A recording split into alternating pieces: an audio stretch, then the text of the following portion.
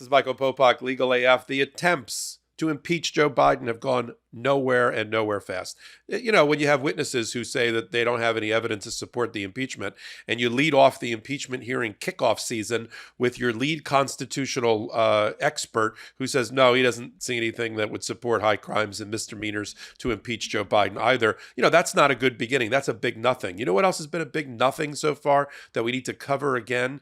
It's the special counsel Robert Hur's investigation of Joe Biden's handling of classified documents after he was vice president. Remember when there was only one federal prosecution of Donald Trump, you know, Mar A Lago, and we slapped our forehead because kind of right in the middle, the judge had just been appointed. There were some good developments in the Mar A Lago prosecution by Jack Smith, and boom, you know, the Biden administration in late 2022 had to admit that some boxes were in Joe Biden's garage and some boxes that had been at the Penn Biden Center for Diplomacy or whatever it was, a joint venture between himself and a university, that those boxes may have, you know, not been properly taped up and cataloged, and they may have had some classified documents in them. We all said, oh, unforced error. We just shot ourselves in the foot. Why does Joe Biden have documents?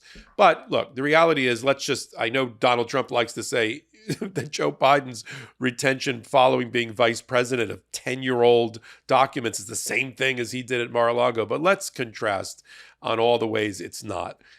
Joe Biden is not being investigated for obstructing justice, deleting video evidence, a conspiracy with his workers to hide boxes and documents from the federal government, Department of Justice, National Archive, and federal judges, delete evidence or destroy evidence in conspiracies related to that. And he's not being accused of violating the Espionage Act. That alone is Donald Trump. All that Robert Hur, a former Trump-appointed prosecutor, so he's a Trump-appointed federal prosecutor that Merrick Garland tapped to be the special counsel here. Brilliant. All that he and his team have been looking at for 9 months is sort of, you know, the technical violations potentially on a chain of custody of boxes of documents, whether they were sealed properly, cataloged properly, returned to the National Archive properly, and whether they adhered to proper policies and procedures. I'm already bored talking about Robert Hur's investigation because of what it deals with.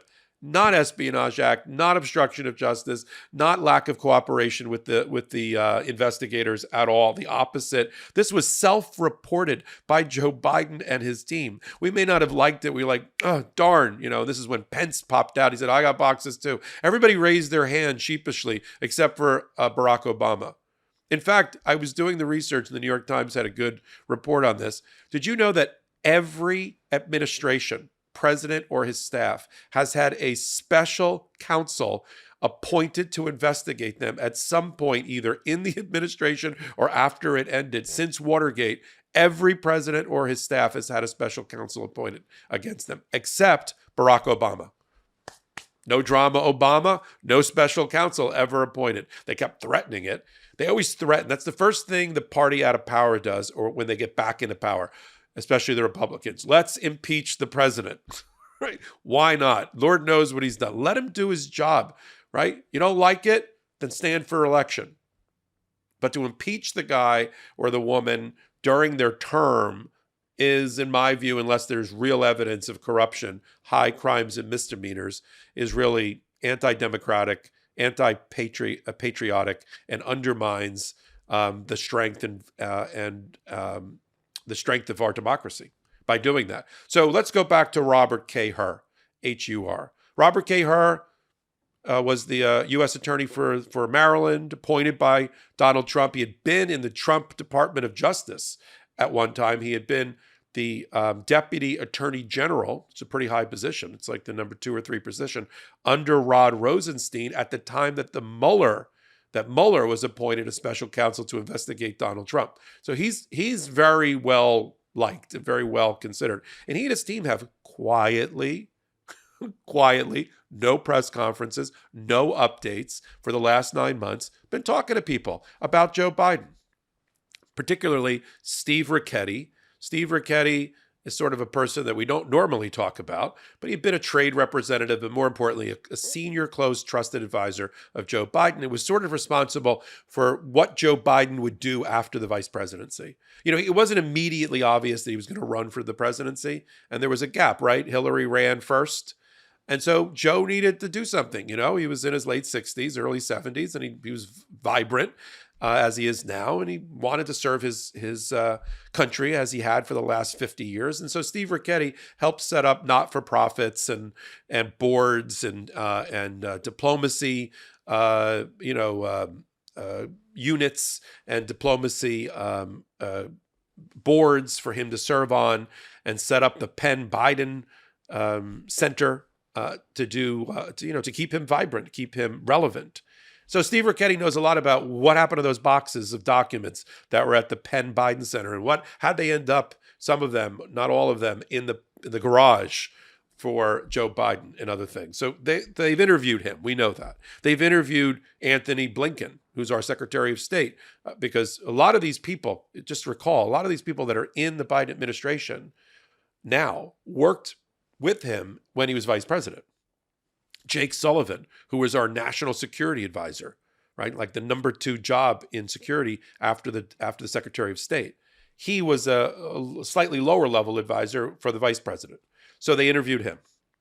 Ron Klain, who became Joe Biden's chief of staff, but had a role in working with him and Obama when they were in office as president and vice president. They've interviewed him.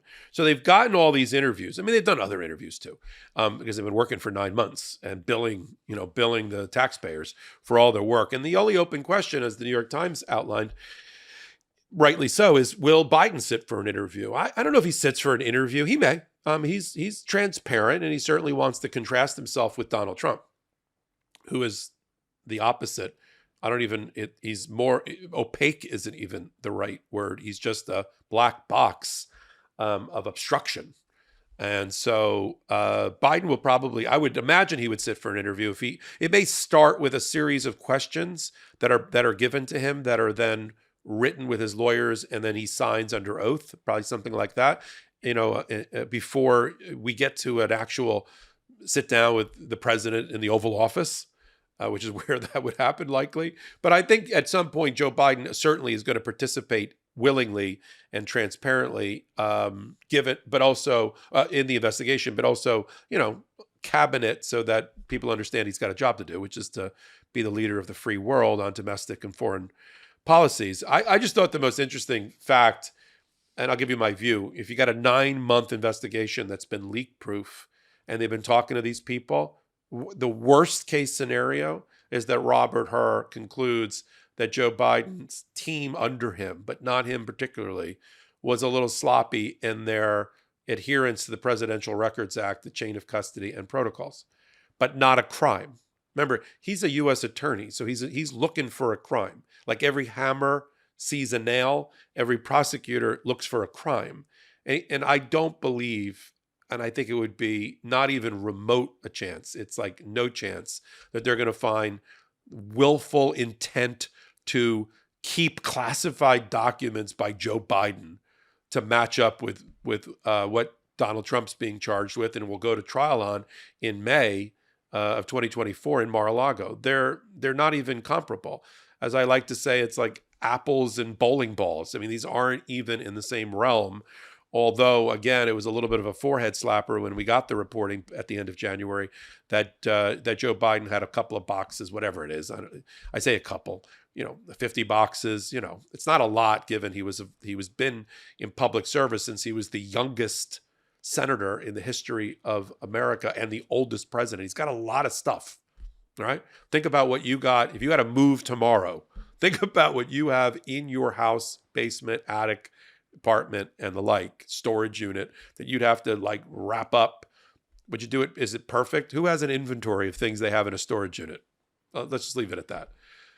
But the worst, it'll be a rap on the knuckles for some other people around Joe Biden about how they didn't properly catalog these things and get them back to the National Archive. But not Espionage Act, not obstruction of justice, not a conspiracy to delete and destroy evidence and tamper with evidence and the like. That's wholly on Donald Trump. But I think it's important on the MeidasTouch network, as we do our part to protect and preserve democracy, that we talk about things that are even a little bit uncomfortable about people that we respect and that we admire and that we're following, like Joe Biden, President Biden. And so I don't want to we'd be remiss if we didn't occasionally update when there was news about the investigation of him by Robert Hur, his own special counsel for this particular narrow issue. There's no special counsel looking into anything else, just to be clear, around the globe about Joe Biden. I know the MAGA Republicans would like one. They'd like Merrick Garland to appoint a special counsel to look into, all of these BS issues about Burisma and Ukraine and money to Hunter Biden and somehow ending up in Joe Biden's bank account. But there's a reason that you don't really hear a lot of pressure on that. Think about that. As much as they're in the press about their sham impeachment hearing, using witnesses that don't even support what they're proposing. I mean, I don't know how much vetting they did. If your number one lead witness to kick it off, a constitutional law professor, looks everybody in the eye, millions of Americans, and says, I don't see any high crimes and misdemeanors to support an impeachment. That's not a good beginning. It went kind of downhill from there. But you see, that's where their effort is in. Showpieces, political theater, literally, performative art to attack Joe Biden. You don't see them pressuring Merrick Garland, even when he came before them a week ago and sat for 4 hours defending his administration and leadership of the Department of Justice. They didn't pound on the table and demand the appointment of a special counsel to investigate, Joe Biden and Hunter Biden. I mean, they did. They had a couple of fringe Congress people that tried to do that, but you don't see them, putting up a giant whiteboard, day 112 of our request that the Department of Joe Biden's Department of Justice investigate Joe Biden with a special counsel. You don't see that, like Zero Dark 30 writing on the window every day, because that's not what they want. Because they know, first of all, Merrick Garland's not going to do that, because there hasn't been any evidence developed by the FBI or the IRS or any other banking records that indicate that Joe Biden is corrupt. Even just saying that is sort of ridiculous, right? Donald Trump came out of the swamps of New York real estate business to become the president of the United States with very little vetting. None of his financial records were made available. None of his Internal Revenue Service tax filings, first president in 100 years, didn't provide his tax returns. So there was very little vetting of him. He was opaque purposefully to the American people.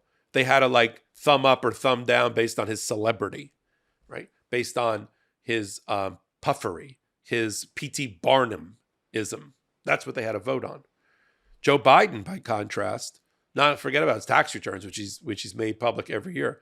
He's literally been in the public eye for over 50 years, 50. There has been plenty of time, 50 years of time, for the press, investigative reporting, prosecutors, state and federal, to investigate Joe Biden. He is so transparent. He's so see-through, you almost can't see him. There's an old song from the movie and Broadway show Chicago, Mr. Cellophane. You can see right through him. Joe Biden is Mr. Cellophane. You can literally you can almost see right through him. He's been in the public eye since he was the youngest senator in the history of America and the oldest president. You know what that means? You've been on the public stage and you've been vetted, right? In the crucible of our media attention. He went from, newspapers like the New York Times and the Washington Post doing investigative pieces about corruption in Washington, including Watergate, to social media, which does it in the nanosecond. And he has survived all that because he's not corrupt. And the only reason that Donald Trump now, the comeuppance of Donald Trump, it's not a fall of Donald Trump. He was always in the sewers. People that lived in New York knew that. But now the American people see it. And that's why he's been indicted 91 times for 91 felonies. We have a joke at the MeidasTouch network. Fool me once, shame on me. Fool me 91 times, Donald Trump. That is the stark contrast not only in the person, the character, the leadership of these two people that are running for the highest job in the land, to be the leader of the free world, but that's the distinctions that we're seeing between how they handle classified documents. One, Joe Biden, was a mistake, an oops, right? He had cookie jars, but he didn't have his hands in the cookie jars, and he's returned the cookie jars. Donald Trump, different story. Hands in 91 cookie jars, right? And then tried to hide them and destroy the cookie jars so that the government wouldn't find out about it. That's different. And Robert Hur, I'm sure after 9 months or whatever it's going to take him to wrap up this investigation on the taxpayer dime, is going to conclude that there were no crimes committed by Joe Biden or anybody around him. We'll continue to follow things that are uncomfortable, even about the people that we like and that we admire. One place, the MeidasTouch Network. Help them get to 2 million free subscribers. The bigger they are, the MeidasTouch Network, the more your voice matters and is heard. If you like what I'm doing here, give me a thumbs up. It helps with the ratings. I do hot takes like this one in one place only, at the intersection of law, and politics, and that's the MeidasTouch Network. You can follow me also. I'm one of the leaders of Legal AF. It's what you think. It's on Wednesdays and Saturdays. We curate the top 5 stories, just like this one, at the intersection of law, politics, and justice. And we do it in a show we think is hopefully informative and a little bit entertaining. Wednesdays and Saturdays, and you can get it on your audio podcast wherever you get audio podcasts from. Until my next hot take, until my next episode of Legal AF, this is Michael Popok reporting. Hey, Meidas Mighty, love this report? Continue the conversation by following us on Instagram at MeidasTouch to keep up with the most important news of the day. What are you waiting for? Follow us now.